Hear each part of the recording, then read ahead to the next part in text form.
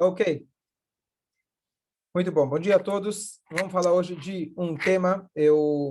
Há um tempo atrás, vocês pediram para mim, para a gente falar um pouquinho sobre os korbanot, o trecho da Tfilá, que muitas vezes infelizmente, ele passa direto, e as pessoas, às vezes, nem sabem da importância, nem sabem que ele existe, e esse é um trecho que deve ser falado diariamente. Então, Bezrat Hashem, agora, esse próximo ciclo, vamos começar a analisar esses trechos do Sidur, que às vezes as pessoas pulam. Então, eu estou me referindo àquilo que se chama, na verdade, ao trecho, ele é chamado, assim chamado, de Korbanot. Korbanot significa sacrifícios, mas ele não é apenas sacrifícios. Ele tem, na verdade, alguns trechos, começando, por exemplo, sobre a parte conhecida que é do Avraham Avinu, a Kedat Yitzhak, ele leva o filho dele, alguns trechos que os sábios estabeleceram para nós, que é importante a gente ter isso com uma leitura diária antes de começar as rezas diárias. Isso se chama Tfilat HaShachar. A primeira sessão da reza se chama Birkot HaShachar, que são aquelas brachot que a gente agradece por acordar, por levantar, Netlat Yadayim, Birkot HaTorah, e agora se chama Tfilat HaShachar, a reza da manhã.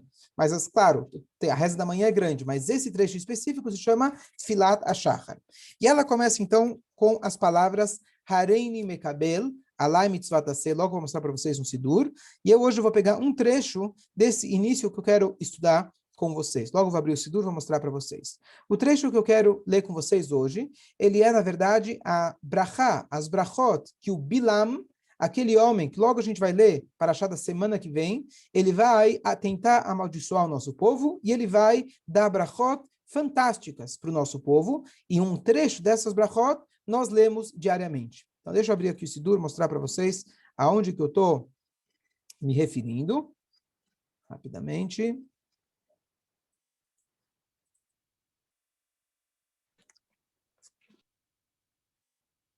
Ok, um instante.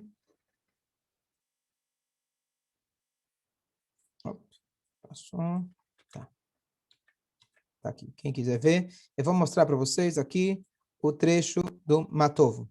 Ok, podem olhar aqui. Nós temos em cima esse trecho, que aqui começa Tfilat HaShachar, olha aqui no hebraico, Tfilat HaShachar, a reza da manhã. Ele começa com essa frase que hoje eu não vou elaborar, Hareini mekabel alai mitzvat aseh shel ve'avta le'acha kamocha, recebo sobre mim o preceito ativo de amarás o próximo como a ti mesmo.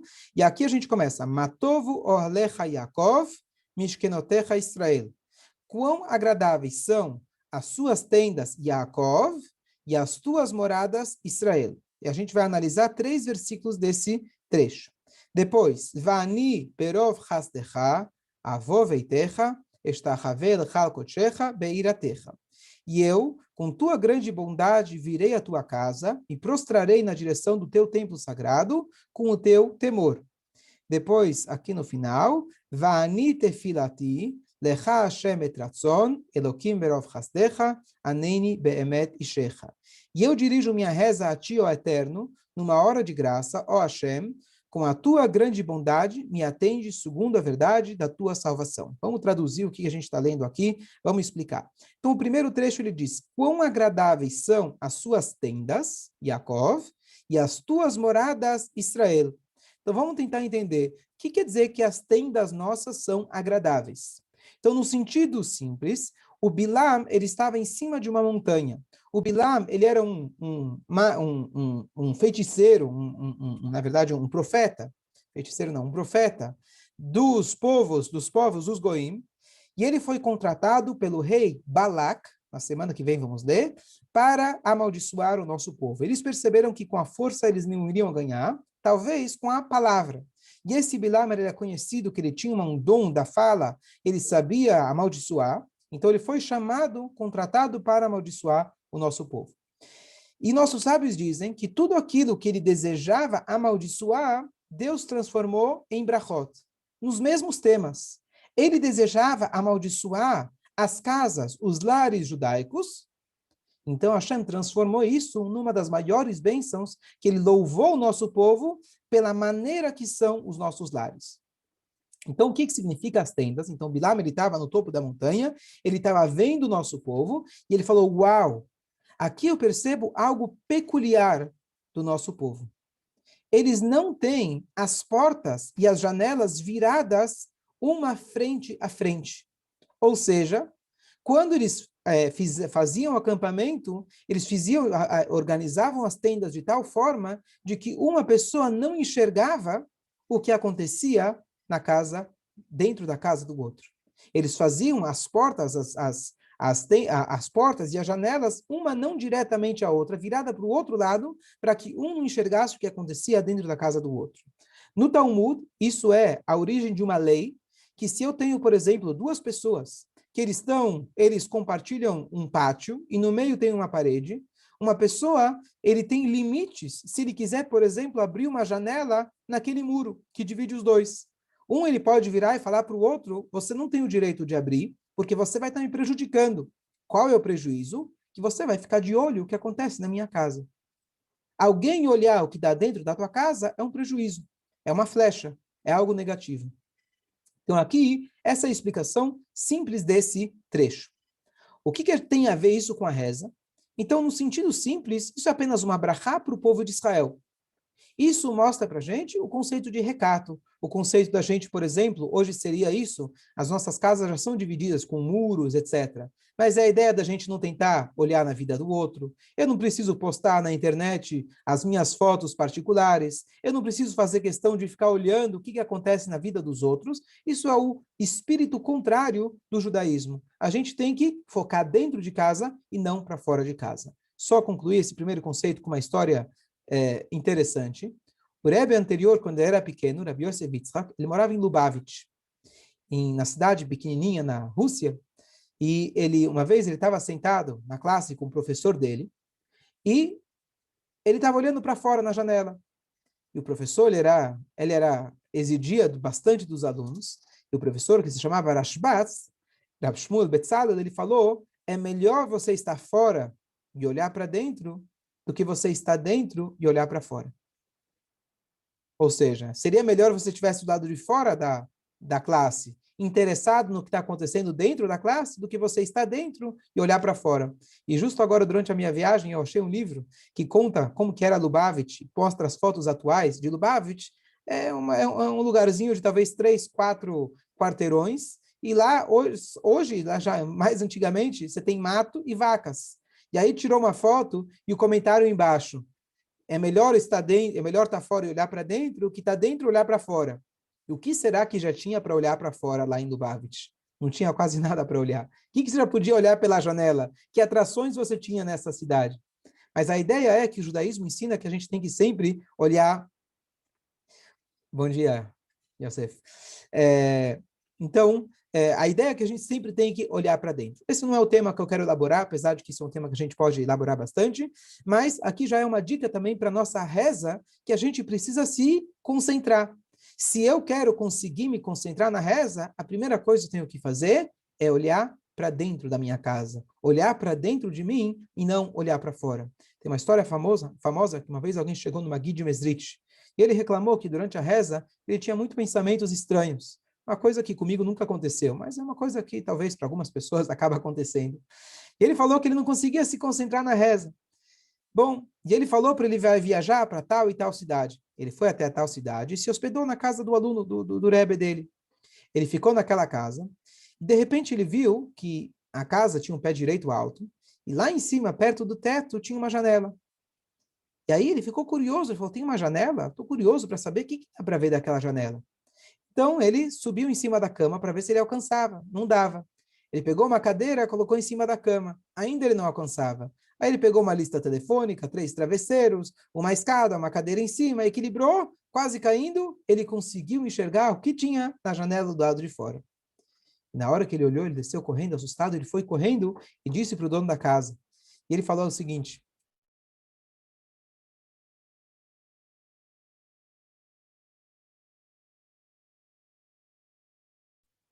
e ele falou, uau, como que você mora numa casa dessas? E o dono da casa falou, o que que tem? Eu olhei pela janela e eu vi os vizinhos que você tem, que comportamento horrível que eles têm. Eu olhei pela janela e vi o que eles fazem. E o dono da casa, ele vira e fala, uau, eu já moro aqui há 45 anos e nunca passou pela minha cabeça a ideia de eu subir na escada para ver o que tinha na janela do lado de fora. E aí ele entendeu que se você quer se concentrar na reza, se você está sempre olhando pela janela, tentando olhar o que acontece lá fora, isso não vai te ajudar na sua concentração da reza. Então, para que a gente possa se concentrar, a melhor maneira não é só durante a reza, mas antes da reza, a gente saber aonde a gente tem que dirigir os nossos olhos. Esse é o tema simples, a tradução simples dessa primeira parte, e sim, tem tudo a ver com a reza, que é, na verdade, o preparo para a nossa concentração. Ok. Indo então agora um pouco mais fundo nesse trecho da reza, Matovu ohalecha Yaakov, quão belas são as suas tendas, Yaakov, Mishkenotecha Israel. Mishkenotecha são as suas moradas. Então esse passuk, ele parece um pouco redundante.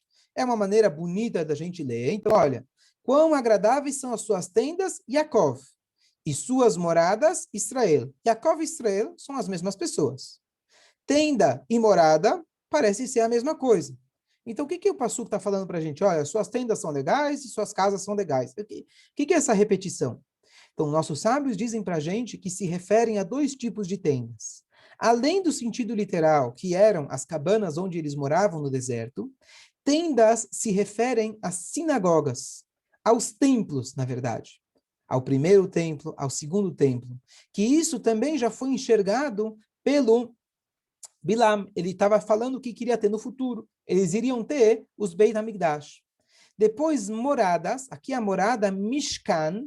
Mishkan é uma morada temporária. Apesar que aqui tenda no português parece que é uma coisa temporária, mas tenda se refere a um lugar mais fixo. E a morada no hebraico, Mishkan, Mishkan era aquilo que eles tinham, o templo móvel que eles tinham no deserto. Então ele está se referindo aos dois tipos de templos que nós tivemos na nossa história. Tivemos o templo móvel e tivemos o templo fixo. E ele está louvando o nosso povo. Num sentido mais profundo ainda, significa, nós temos as sinagogas. E além das sinagogas, nós temos as sinagogas móveis. O que significa isso? Então, vocês sabem que, na verdade, o sinagoga é uma invenção, vamos chamar assim, dos sábios. Antigamente, se alguém queria rezar, ou ele rezava em casa, ele falava com Deus, ainda não tinha uma reza fixa, ou ele ia até o templo em Jerusalém. Quando o segundo templo foi destruído, os sábios eles falaram, bom, já que não temos templo, a gente tem que criar um mini templo. E aí na Babilônia eles introduziram o conceito sinagoga. Bom, no templo tinha a menorá, vamos colocar uma menorá na sinagoga. No templo tinha uma torá. No templo tinha o altar. Nós temos o altar onde a gente apoia a torá. E assim, nós temos as mulheres que ficavam em cima. Então, tem a seção para as mulheres. Eles montaram um modelo sinagoga chamado mini-templo, que é isso que nós temos até hoje, ao longo dos anos do Galut, chamado sinagoga.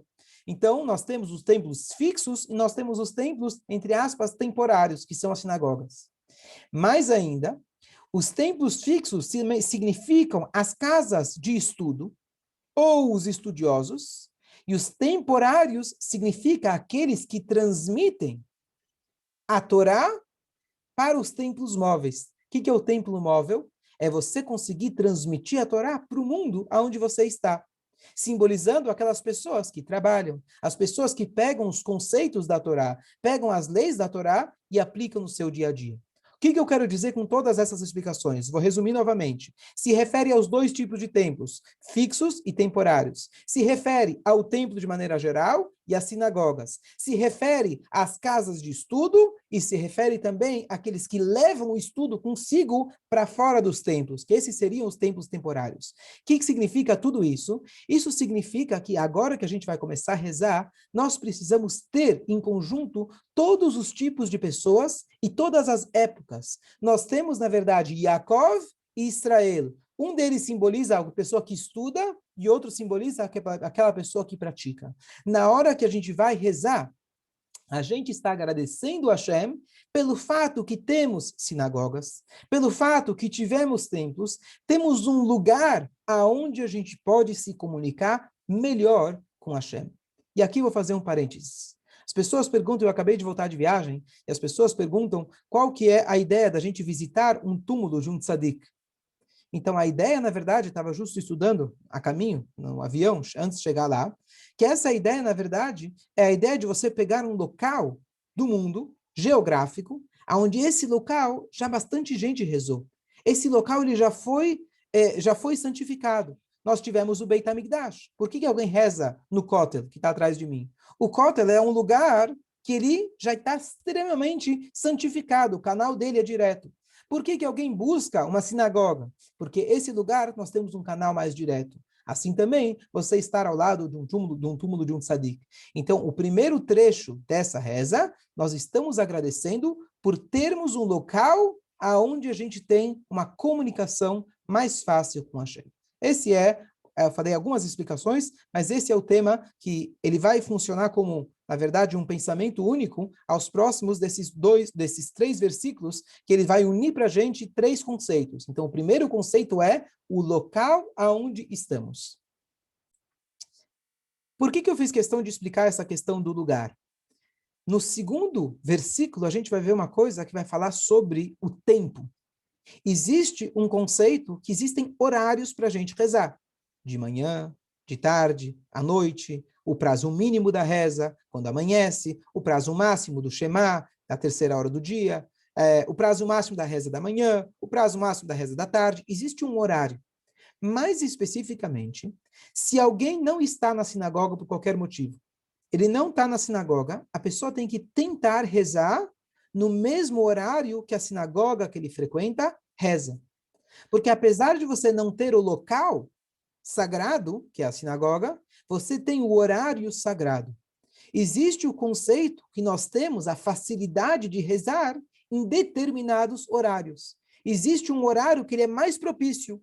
E uma das regras é que se você não está no local sagrado, pelo menos tenta seguir o horário que as pessoas da tua sinagoga, eles rezam.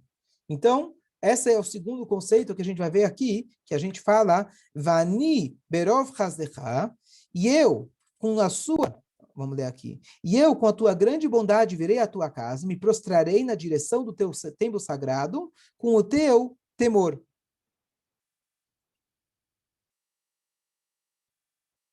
Só um instante. Desculpa, eu já estava falando do terceiro versículo, deixa eu ler já e a gente depois explica tudo junto. E eu dirijo minha reza a ti, ó Eterno, numa hora de graça. Ou seja, existe uma hora específica de graça. Ó Hashem, com a tua grande bondade, me atende segundo a verdade de tua salvação. Então, explica aos nossos sábios uma coisa curiosa. O Alecha Yaakov se refere às suas tendas, se refere ao local que nós estamos. Com tua grande bondade virei à tua casa, me prostrarei na direção do teu templo com o teu temor, significa o nosso sentimento na hora da reza. E por último, o local onde a gente, desculpa, o horário que a gente está rezando. Deixa eu explicar o que eu quero dizer. Existem 3 conceitos na vida que a gente deve dominar. A mim mesmo, o meu local e o meu tempo. Na linguagem cabalística, isso se chama Olam, Shana e Nefesh. Vou falar de novo. São 3 conceitos cabalísticos. Olam, mundo, significa espaço. Shana é ano, significa tempo. E Nefesh é alma, significa pessoa. A definição de mundo é tempo e espaço. O que define nosso mundo físico? Tudo acontece no determinado horário, em determinado lugar. Se não tivesse tempo, nosso mundo não seria o que ele é. Se não tivesse espaço, nós não teríamos um mundo físico. Então, o nosso mundo ele é definido por tempo e espaço, e Nefesh é a minha interação com esses 2 conceitos, tempo e espaço. Quando eu quero, agora, me concentrar para a reza, eu preciso desses 3 conceitos estarem alinhados com a reza.